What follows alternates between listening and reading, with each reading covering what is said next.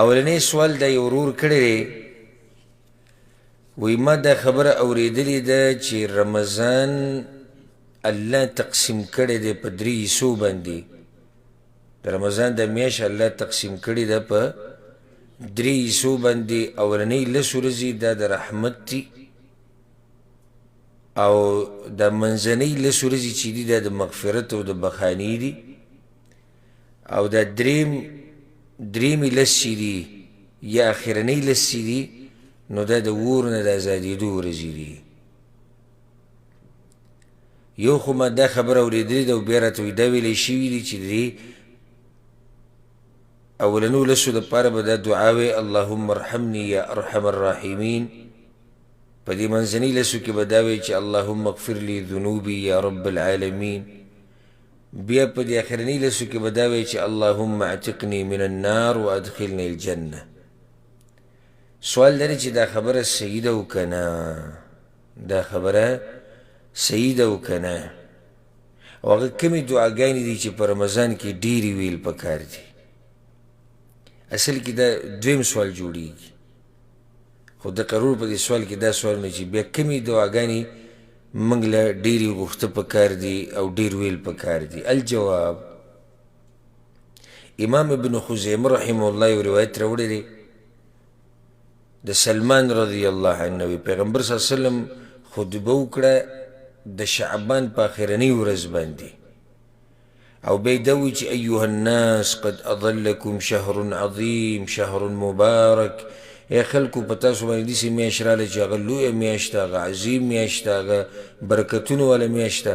وهو شهر اوله رحمه واوسطه مغفره واخره عتق من النار. او د دې میاشت چې په اولنۍ برخه کې رحمت دی، په منځ کې مغفرت دی، او په اخره کې د جهنم نه ازادېدل دي.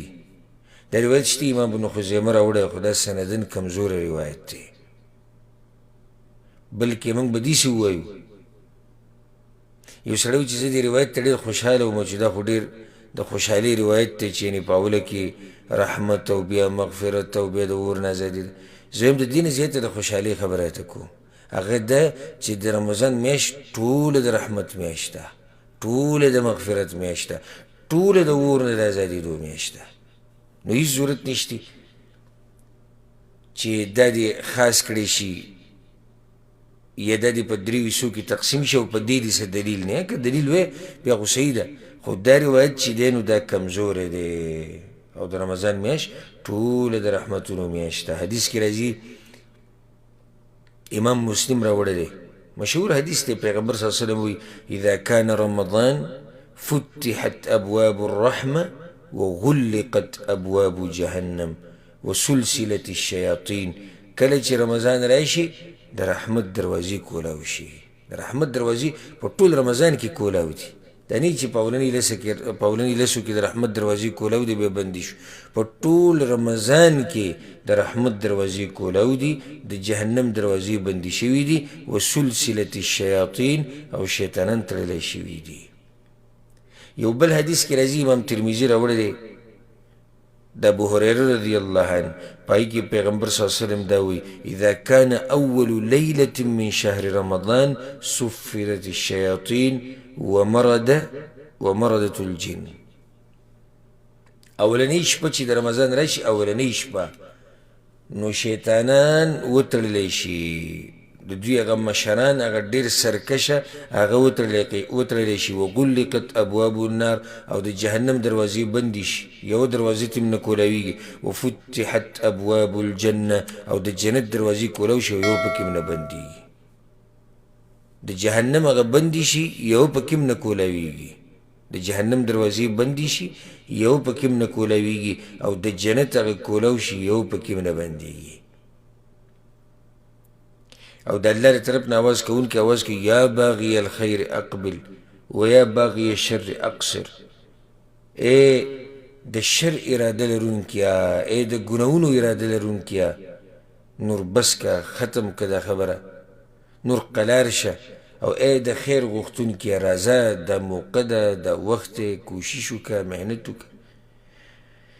د دې دپاره مې دا حدیث وی ولله عتقاء من النار وذلك كل لیله، او الله خلق د جهنم نه ازادوي وذلك كل لیله، او دا هره شپه یي، دا سلسله هره شپه ده. نو دې حدیث کې داسې نشته چې دا اخرنۍ لس ورځې دي، بلکې د رمضان په هره شپه کې رب العالمین خلق د اور نه ازادوي. بیا دې رور دا تپوس کړی دی چې هغه کمې دعاګانې دي چې رمضان کې ډېرې غوښته پکار، هره دعا چې ستا خوښه یې ډېره غواړه، هره دعا چې دې خوښه یې، کومه دعا چې دې خوښه یې هغه غواړه. حدیثونه په دې باندې ډېر څه به راشي، سوالاتو جواباتو کې او څه موږ مخکې ډېر بیان کړي دي او معروف دي چې هغه کسان چې د هغوی دعا نه رد کېږي، نو یو پکې څوک دی؟ روجتي انسان، د دعا نه رد کېږي، دعاګانې غواړه په مخه. د روجتي انسان دعا نه قبلېږي، او بیا رمضان کې دعاګانې الله قبلوي، او الله غواړي چې دعاګانې ډېرې وغوښتې شي. په هغې دلیل څه دی؟ سوره بقره کې الله سبحانه وتعالی د روجې مسایل ذکر کړي. یا ایها الذین آمنوا کتب علیکم الصیام، د آیتونه دې ځینې شروع شوي. بیا اخرنی آیت څه دی؟ احل لکم لیلة الصیام الرفث الی نسائکم، چې د شپې د رمضان په میاشت کې د شپو مسله الله بیان کړې ده چې د شپې کوروالی کول دا روا دي، خوراک څښاک روا دی. د دې آیتونو په منځ کې دا آیت دی واذا سألک عبادي عني فإني قریب. که چېرته زما بندګان ستا نه تپوس وکړي زما په باره کې، نو زه ډېر نږدې یم. اجیب دعوة الداعي اذا دعان، او قبلوما دعا د دعا غوښتونکي کله چې دعاګانې غواړي. علماء دې کې څه حکمت دی چې د رجوع د مسایلو بیان روان دی او په منځ کې د دعا مسله راځي، نو اشاره دې ته ده چې دا وخت د دعاګانو د غوښتو دی، دعاګانې ډېرې غواړه، او الله وایي زه یې قبلو. نو کومه دعا چې د خوښې هغه ډېره غواړه، که هغه د ځان دپاره غواړي، د مور پلار دپاره، د امت دپاره، د غریبانانو دپاره، د خپلو بچو دپاره، د خیر موسم دی او ټولو دپاره دعاګانې غواړه، مسلمانانو دپاره، د خپلو خپلوانو دپاره. دا داسې وخت دی چې الله پکې دعاګانې قبلوي. والله اعلم.